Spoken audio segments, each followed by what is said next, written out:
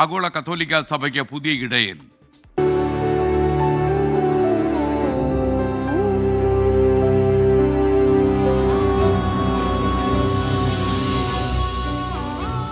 യുടെ 267ാമത് മാർപ്പാപ്പയായി ലിയോ 14 ഇന്ന് ചുമതലയേൽക്കുന്നു. സെന്റ് പീറ്റേഴ്സ് സ്ക്വയറിൽ ഇന്ത്യൻ സമയം ഇന്ന് ഉച്ചയ്ക്ക് 1:30 മണിക്കാണ് സ്ഥാനാരോഹണം. American vice president JD Vance, state secretary Marco Rubio, Ukraine president Volodymyr Zelensky തുടങ്ങിയ ലോക നേതാക്കൾ ഈ ചടങ്ങിൽ പങ്കെടുക്കുന്നുണ്ട്. കൂടുതൽ വിവരങ്ങളുമായി അടുത്തിടെ വത്തിക്കാൻ സന്ദർശിച്ച PP ജെയിംസ് ഇന്റർനാഷണൽ ഡെസ്കിൽ നിന്ന് തത്സമയം ചേരുകയാണ്. James, good morning. ജെയിംസിന്റെ മനസ്സിലിപ്പോൾ ഒരുപാട് വത്തിക്കാൻ സ്മരണകൾ ഉണ്ടാകും എന്ന് എനിക്കറിയാം. ഇദ്ദേഹത്തിന്റെ സ്ഥാനാരോഹണം മനസ്സിലുണ്ടാക്കുന്ന തിരയിളക്കം എന്താണ്? ഒരുപക്ഷെ ഈ ആഗോള കത്തോലിക്ക സഭയുടെ തലവന് ഇത്രയും പ്രാധാന്യം ലഭിക്കുന്നത് ഇതൊരു ലെഗസി ക്യാരി ചെയ്യുന്നു എന്നുള്ളതുകൊണ്ടാണ്.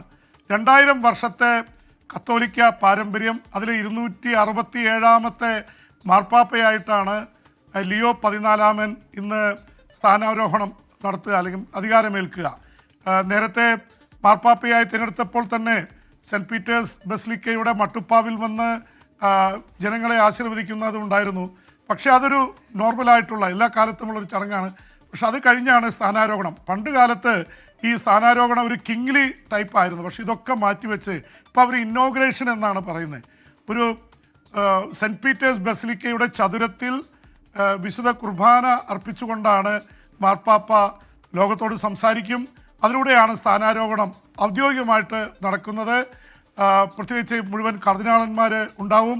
പൗരസ്ത്യ കത്തോലിക്ക സഭയുടെ പ്രമുഖരായിട്ടുള്ള പാത്രിയാർക്കീസ്മാർ, മേജർ അവരുടെ ഒപ്പം മാർപ്പാപ്പ വിശുദ്ധ പത്രോസിൻ്റെ ശവകുടീരം സന്ദർശിക്കും.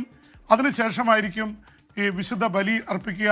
വിശുദ്ധ പത്രോസിന് ഉള്ളൊരു പ്രത്യേകത, SKN യേശുക്രിസ്തുവിൻ്റെ ശിഷ്യന്മാരിൽ ഒന്നാമനായിരുന്നു എന്ന് മാത്രമല്ല, വിശുദ്ധ പത്രോസിനെയാണ് കത്തോലിക്ക സഭ ആദ്യത്തെ മാർപ്പാപ്പയായിട്ട് കരുതുന്നത്. റോമിലെത്തി സുവിശേഷ പ്രസംഗം നടത്തുകയും അവസാനം പിടികൂടി കൊല്ലപ്പെടുകയും അദ്ദേഹത്തെ വധിക്കുകയാണ് ചെയ്തത്. വധിച്ചപ്പോൾ പത്രോസ് ഒറ്റ കാര്യം പറഞ്ഞുവെന്നാണ് എഴുതപ്പെട്ടിരിക്കുന്നത്: എൻ്റെ ഗുരുവിനെ പോലെ എനിക്ക് മരിക്കാൻ താല്പര്യമില്ല, കുരിശിലേറി തിരിച്ച് എന്നെ തല കീഴായി എന്നെ കുരിശിലേറ്റണമെന്ന അഭ്യർത്ഥന വെച്ചാണ് അങ്ങനെ വധിച്ചു എന്നാണ് ഇതുള്ളത്. എന്തായാലും 267 മാർപ്പാപ്പമാർ, അതിനെ എപ്പോഴും പറയുന്നത് പത്രോസിൻ്റെ സിംഹാസനത്തിൽ ഇരിക്കുന്നു എന്നാണ്. അത് ഈ ആദ്യ മാർപ്പാപ്പ ക്രിസ്തു ശിഷ്യനെ ഇത് ചെയ്തുകൊണ്ടാണ്. തീർച്ചയായിട്ടും കത്തോലിക്ക സഭയെ സംബന്ധിച്ചിടത്തോളം വളരെ ക്രോസ് റോഡ്സിൽ ഒരു പ്രത്യേക ഒരു അവസ്ഥയിൽ നിൽക്കുകയാണ്. പ്രത്യേകിച്ച് ബെനഡിക്ട് 16 മാർപ്പാപ്പ രാജിവെച്ചത് ഒരുപക്ഷെ കത്തോലിക്ക ലോകത്തെയും ലോകത്തെ മുഴുവൻ അമ്പരപ്പിച്ചിരുന്നു. കാരണം വത്തിക്കാനുമായി ബന്ധപ്പെട്ട് കുറേ അഭ്യൂഹങ്ങളും വാർത്തകളും അന്താരാഷ്ട്ര മാധ്യമങ്ങളിൽ വരികയും ഒരുപക്ഷെ ബെനഡിക്ട് 16 മാർപ്പാപ്പയ്ക്ക് പിടിച്ചു നിൽക്കാൻ കഴിയുന്ന ഒരവസ്ഥയിൽ, അദ്ദേഹം ഒരു വലിയ തിയോളജിയനായിരുന്നു. ആ സമയത്താണ് ഏറ്റവും ശക്തമായിട്ട് ഫ്രാൻസിസ് മാർപ്പാപ്പ വരുന്നത്. ഫ്രാൻസിസ് മാർപ്പാപ്പ പാവങ്ങളുടെ പക്ഷം ചേരുകയും അഭയാർത്ഥികൾക്ക് വേണ്ടി നിലകൊള്ളുകയും പിന്നെ ഇസ്രായേൽ ഹമാസ് യുദ്ധത്തിലും അതുപോലെ തന്നെ ഈ പാലസ്തീൻ യുദ്ധത്തിലും അതുപോലെ ഉക്രൈൻ യുദ്ധത്തിലൊക്കെ അതിശക്തമായ നിലപാട് സ്വീകരിക്കുകയും ശക്തമായ സാമൂഹ്യ ഇടപെടൽ നടത്തുകയും ചെയ്തത്. ഒരുപക്ഷേ ഈ ഫ്രാൻസിസ് മാർപ്പാപ്പ കത്തോലിക്ക സഭയിലുണ്ടാക്കിയ തരംഗമാണ് പുതിയ മാർപ്പാപ്പയ്ക്ക് വഴിയായത്. കാരണം ഫ്രാൻസിസ് മാർപ്പാപ്പ ഈ റോമൻ ക്യൂരിയയിലെ അധികാര കേന്ദ്രീകരണത്തിനെതിരെ ലാറ്റിൻ അമേരിക്കയിൽ നിന്ന്, അമേരിക്കയിൽ ജനിച്ച ആദ്യത്തെ മാർപ്പാപ്പയാണെങ്കിലും അദ്ദേഹത്തിൻ്റെ പ്രവർത്തന സ്ഥലം മുഴുവൻ പെറുവിലായിരുന്നു, ലാറ്റിൻ അമേരിക്കയിലായിരുന്നു. അവിടുത്തെ പാവപ്പെട്ടവരുടെ കൂടെ കഴിഞ്ഞ അഗസ്റ്റീനിയൻ മങ്കാണ്. സെയിൻറ്റ് അഗസ്റ്റിൻ്റെ സന്യാസ സഭയിൽ നിന്ന് 2 തവണ സഭയുടെ ലോക തലവനായിരുന്നു.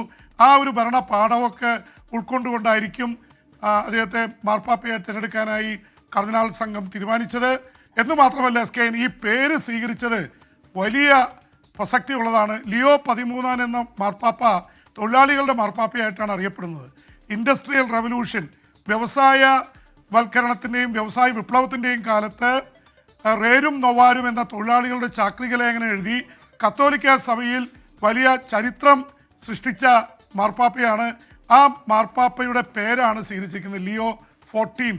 അതിന് കാരണമായിട്ട് പറയുന്നത് SKN ഒറ്റ കാര്യമുള്ളത്, നിർമ്മിത ബുദ്ധി, ആർട്ടിഫിഷ്യൽ ഇൻ്റലിജൻസും അതുപോലെ തന്നെ റോബോട്ടിക്സും ലോകത്ത് 80% പേരുടെ ജോലി അടുത്ത 10 വർഷത്തിനുള്ളിൽ കളയും. കൺവെൻഷണൽ ജോലികളൊക്കെ പോവും, തൊഴിലാളി പ്രശ്നങ്ങളുണ്ടാവും. അത് പുതിയ ടെക് മുഖമായിട്ട് അറിയപ്പെടുന്ന മാർപ്പാപ്പയുടെ ലക്ഷ്യം വാർത്ത കൊടുക്കണ്ടേ? അത് തന്നെയാണ്. മാർപ്പാപ്പ ലക്ഷ്യം വെക്കുന്നത് തൊഴിലാളികളുടെ, ജീവനക്കാരുടെ, കോടിക്കണക്കിന് ആൾക്കാരെ ബാധിക്കാൻ പോകുന്നതിൽ വലിയ ശക്തമായ നിലപാടെടുക്കാൻ പോകുന്ന ഒരു മാർപ്പാപ്പയാണ് വരുന്നത്. SKN. Thank you. P James, എന്തായാലും താങ്കൾ തന്നെ തുടരുക.